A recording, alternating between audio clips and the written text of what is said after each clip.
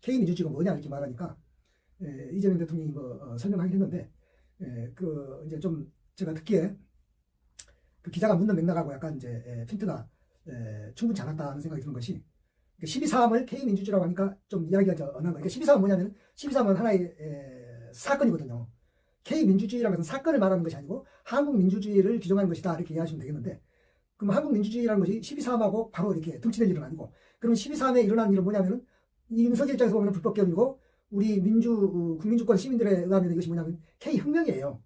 그러니까 K혁명이라고 했더라면은 그렇게 대통령이 말씀하시고 또 외신 기자가 그렇게 물었더라면 깔끔했을 텐데 K민주주의와 12.3하고 이렇게 얼버무려가지고 말하니까 이것이 K민주주의라는 것은 사건 이름은 아니고 한국 민주주의에 대한 특징이라는 것인데 그것이 12.3만 국한된 건 아니거든요.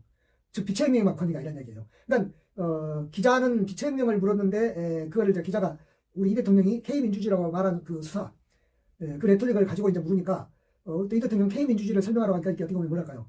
말을 좀 꼬였다 할까요?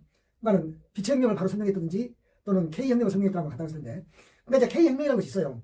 왜냐하면은 혁명은 어떻게 보면 투정적이니까는 사실은 K민주주의란 말을 우리 이재명 정부가 처음 쓰기 시작했는데 왜냐하면 저는 그냥 처음 쓸 때부터 차라리 저걸 K혁명이라고 하지 그럴까 하는 생각이 있어요. K푸드 K푸드 무슨 K무비 또는 K팝 이렇게 하는 건 다 좋은데 K민주주의 이러니까 좀 이게 민주주의는 사실은 굳이 K를 붙일 필요는 없는 것이거든요. 민주주의 자체로서 아무 수식어가 필요 없는 좋은 말이기 때문에 근데 이제 K혁명 이랬더라면은 묻거나 말하는 사람이 서로 핀트가 잘 맞을 텐데 그러면 왜 오늘 한국 K혁명이라고 제가 말하는가 하면 이유가 있습니다.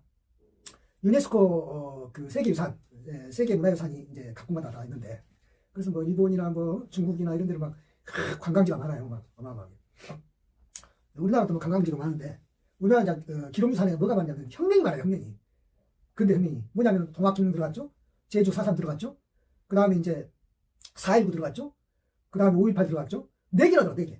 오히려 이제 정말 들어가야 된 것에서 빠진 게 이제 3.1 혁명인데 1919년에 그거를 이제 누가 적극적으로 좀 등재하려고 노력을 안 해서 그렇기도 하고 그건 이제 한일 간을 켜놓으니까 좀 그런 것도 있는데 어쨌거나 그 4개나 혁명이 들어가 있는 그런 나라가 없어요. 그러니까는 그것이 우리 한국을 특징있는 소위 말해 K혁명을 특징있는 것이라고 이해하시면 돼요. 그러니까 지금 촛불혁명이나 비체혁명은 사실은 세계적으로 기념비적이잖아요. 지금 21세기에 들어와서 그렇게 하는 나라가 없잖아요. 유모차 끌고 혁명할 수 있는 나라 있어요? 대한민국밖에 없어요.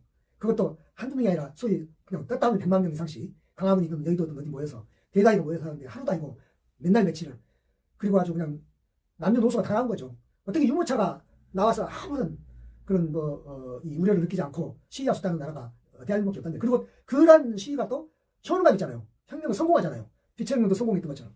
그러니까 바로 통합혁명이